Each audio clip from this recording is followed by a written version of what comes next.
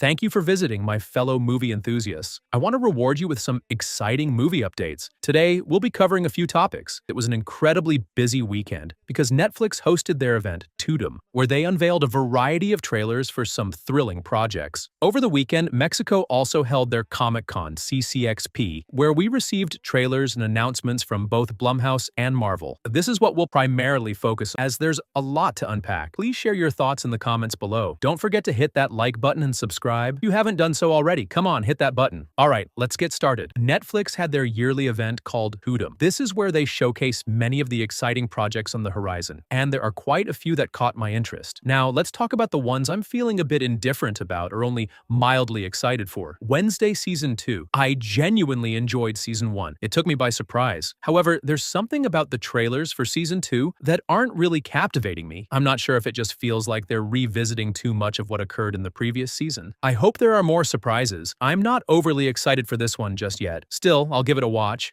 I know One Piece fans will come after me if I don't mention that they revealed the first look at Chopper. As someone who hasn't watched the anime but actually liked the live-action version Netflix produced, I'm eager to see what this little creature is all about, because the CGI on him looks quite impressive. Now let's get to the exciting part, the stuff that really got me hyped. Starting with the shows, Squid Game Season 3, or as I prefer to call it, Squid Game Season 2, Part 2. Since Season 2 felt somewhat unfinished to me, but we're going to get that resolution here, and the trailer for Season 3 has me really excited. It seems they are engaging in a variety of intriguing games. Jump rope, a maze challenge of some sort. There's a lot of teasing around betrayals, and I sincerely hope they conclude it in a highly satisfying manner. Even if they don't, the anticipated American version of Squid Game by David Fincher is on the horizon. I was really hoping for an announcement at TUDUM, or at least some insight, but perhaps they will reveal it after Season 3 debuts. A humorous tidbit about this, I've heard that David Fincher is currently in a dispute with Netflix over the show's title. Netflix prefers something like Squid Game America, while Fincher wants to name it after a classic American childhood game, because that's essentially what Squid Game represents, a childhood game from their culture. It would be quite interesting if the American adaptation were titled Duck Duck Goose, Red Rover, or Hopscotch. I'm not sure. Regardless, the Squid Game universe is moving forward. What did everyone think of the Season 3 trailer?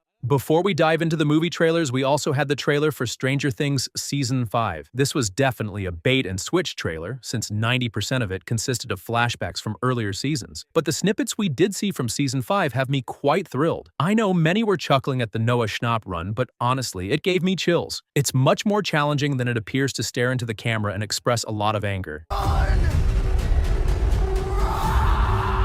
The official storyline for Season 5 reveals that following the rifts, the military has placed Hawkins under quarantine. They are on the hunt for 11, forcing her into hiding. Meanwhile, the group is also trying to locate and eliminate Vecna, but he has disappeared. Simultaneously, a much larger threat is beginning to surface, and our heroes will need to unite to save the day. I'm also intrigued by the new group of kids we spotted in the trailer. I believe they will mirror how our heroes began, young and just starting their adventure. Season 5 is shaping up to be incredible. However, the release schedule is not ideal for me as a content creator. Part 1 is set to release on Thanksgiving, Part 2 on Christmas, and Part 3 on New Year's. I won't be with my family this holiday. They'll have to understand that I need to catch up on Stranger Things episodes. But for everyone else, this timing is likely perfect, and at least the last 2 parts are being released consecutively, because I would dislike having to wait too long for the finale. Now, shifting gears to the movie announcements from TUDUM, we received a brand new trailer for Happy Gilmore 2. This sequel to the Adam Sandler comedy is on the way. I know I might come off as a critic, though I will definitely watch it on day 1 because of Adam Sandler. I'm just not feeling the trailer's vibe. I'm not really sensing the Happy Gilmore character here. It seems more like Adam Sandler just showing up on set with his family and friends,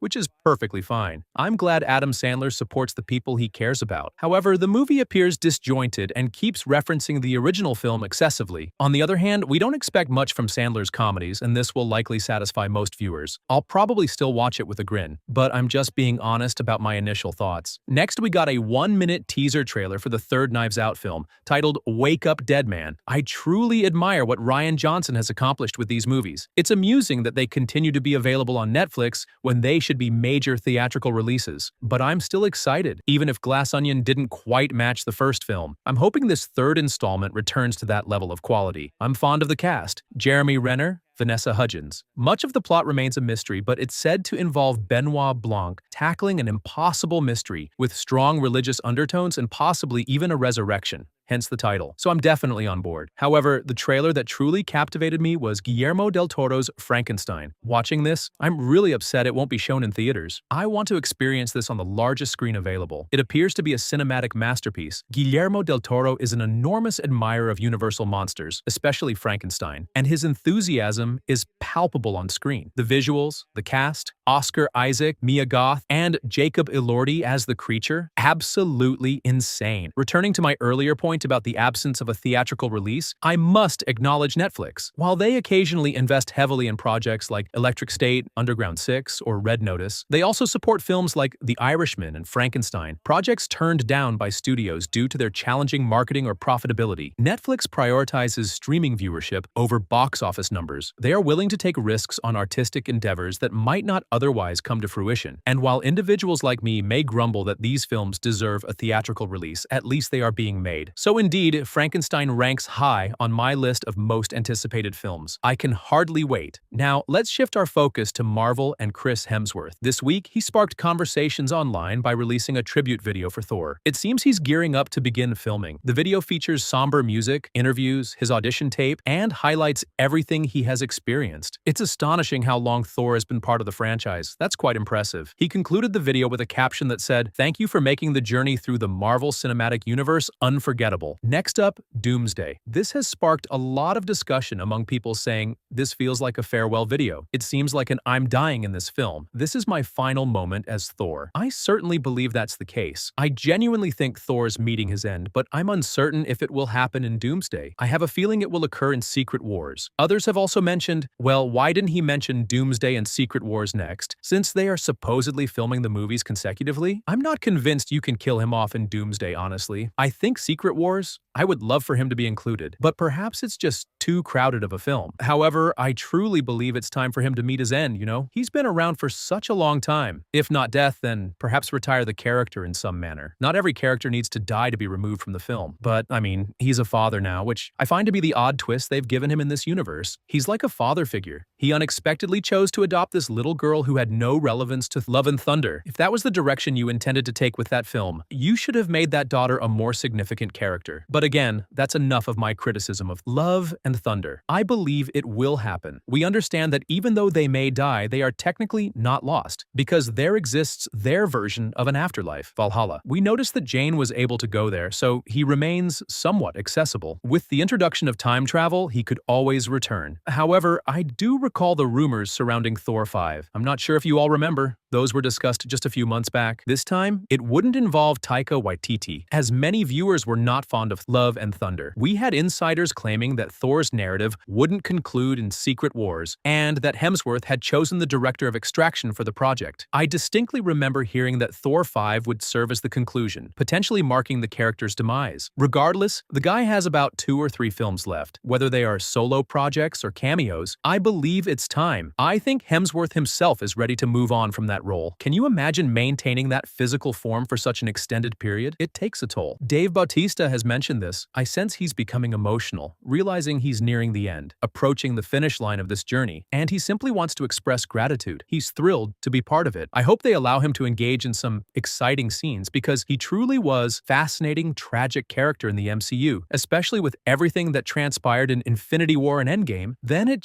felt somewhat diminished in Love and Thunder, you know? They made Fat Thor more relatable than whatever they attempted in Love and Thunder. I honestly didn't think that was achievable. However, moving on to our next piece of news that is still related to Marvel, we're going to discuss The Fantastic Four. The Fantastic Four recently had a public screening, and it's not just a rumor, it has been officially confirmed. It really took place. There was an article in The Hollywood Reporter about it. This wasn't your typical test screening. It was more of a secret event. No one was meant to know about it. The report stated, on Wednesday night, a select group of people gathered at Regal in Long Beach for a mystery screening from a major film studio. When the lights dimmed, the film began. The audience was taken aback to discover that The Fantastic Four: First Steps would be the feature of the evening. Kevin Feige and director Matt Shakman were present for the screening, which included a post-credit scene. I've noticed some individuals have spoiled the post-credit scene and discussed it. Since it's now confirmed that a legitimate screening occurred, and even if the post-credit scene was a fake-out, I won't delve into it, as I prefer to remain somewhat spoiler-free. My main focus is on the reactions that have surfaced, as it seems seems that not many people were fond of it. We always need to be cautious with these test screenings, as they often come from just one person, and that one person might be a Marvel hater, someone who doesn't enjoy it and thinks it's terrible. So keep that in mind and always form your own judgments. Do you recall how wild the Flash test screenings were? People were discussing it as if it were the next Dark Knight level film, but it turned out to be quite the opposite. In fact, many people despise it. We have one from Jeff Snyder, who says here, "My sources called it both mid, not that bad, but that's not good either." Also, reminder, Jeff's sources also told him Sinners was a favorite movie of the year so far, and that was definitely wrong. But okay, that's what he heard from there. One here from Murphy's Multiverse, where they actually talked to someone who went there. They said, "From the collective reactions coming out of the Fantastic Four screening, it sounds like a very, very straightforward, very comic book Fantastic Four adventure." According to one viewer, Ralph Inesan's Galactus is terrifying and the best part, described as having incredible scale and ripped straight from the comics. The same viewer said that the film's plot feels very Lovecraftian, with a cosmic horror angle, and it gives it a lot of personality. On the negative end of the spectrum, the film lacks character development, as well as disappointing use of Reed's powers, and the use at all of the thing. To be honest, this is pretty much the worst feedback we're getting about the movie. It's not that it's terrible or that it performed poorly in tests, it's just that there are enough people saying, "It was alright, it was okay." That reaction would be incredibly disappointing for me if I were to come out of the Fantastic Four, because everything about this film is so epic, cool, and grand. I adore the 60s style and aesthetic they're embracing for this movie, the retro futurism. I was thinking, there's no way the movie is just average, just like, hey, it's okay, it exists, it's out there, it's fine. It feels like it should be so much more than that. However, perhaps there's a lot they are still concealing or keeping under wraps. We don't have a complete picture, you know. We know Galactus is the antagonist, but we've also heard about characters like Mole Man. We know Franklin Richards is meant to have a role in this, as there have been recent toy leaks. So we're actually going to see Franklin Richards.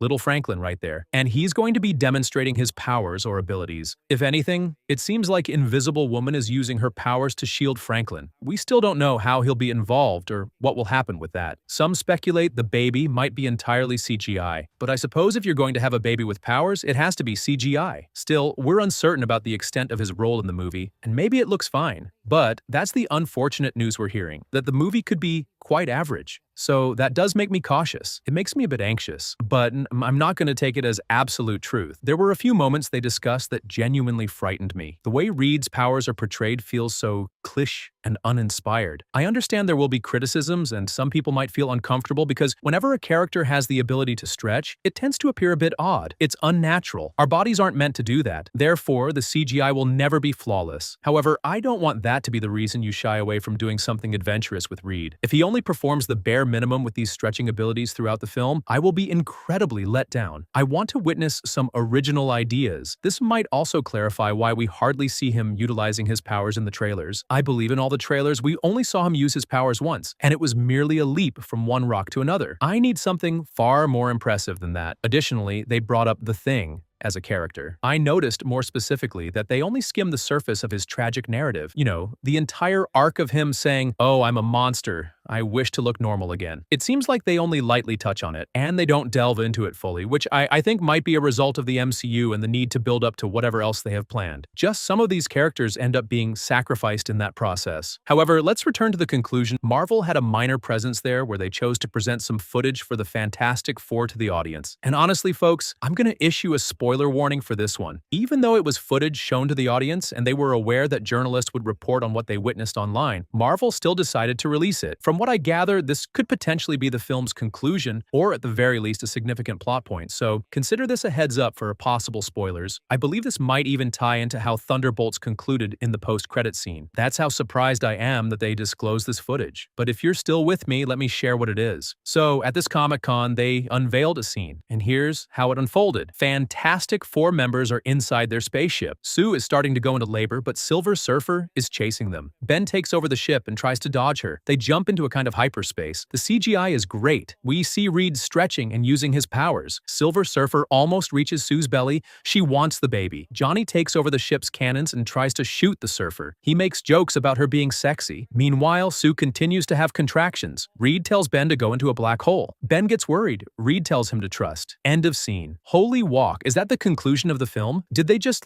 disclose the ending at a Comic-Con, fully aware that it would leak online? That certainly sounds like the film's finale. Okay, there's a lot to unpack here. This could very well occur in the film's middle and still have plenty more unfolding, but honestly, it seems like this would directly connect to the Thunderbolts post-credit scene. Because if you haven't seen that, hopefully you have by now. In the post-credit scene, it reveals that the new Avengers, also known as the Thunderbolts, are observing an anomaly in space, and the Fantastic Four ship is heading straight for their Earth. And this scene they just revealed, it features the Fantastic Four in their spacecraft, approaching a black hole. That seems like it's the link. The only reason I'm cautious in asserting this is definitely the film's conclusion, is that Sue hasn't given birth yet, and we've seen merchandise and toys showcasing the baby in their home, indicating that Franklin Richards has some powers of his own. So it appears that it could still be a midpoint in the film, with more events to unfold. It's intriguing to learn that the Silver Surfer desires the baby. If that's the case, it's probably because Galactus is insisting on it. This indicates that Galactus recognizes the threat and the immense power that young Franklin Richards possesses, and he may be attempting to either seize it from him or eliminate this child, as it poses a significant danger. Very wild stuff. Almost as outrageous as Marvel choosing this moment to insert a sexy joke about the Silver Surfer from Johnny Storm. It likely fits his character, but it's one of those instances in Marvel where you wonder, can we just have a serious moment? I suppose we'll have to wait and see. I'm genuinely surprised they disclosed that, as it seems like a pivotal and crucial scene. When we view the movie, we'll discover how it integrates into the storyline, whether it truly serves as the film's conclusion or not. Anyway, everyone, that wraps up the movie news we have for now. I really appreciate you taking the time to listen to me discuss movie news. Don't forget to hit that like button and subscribe if you haven't done so yet, but as always, I'm Andrew. Take care.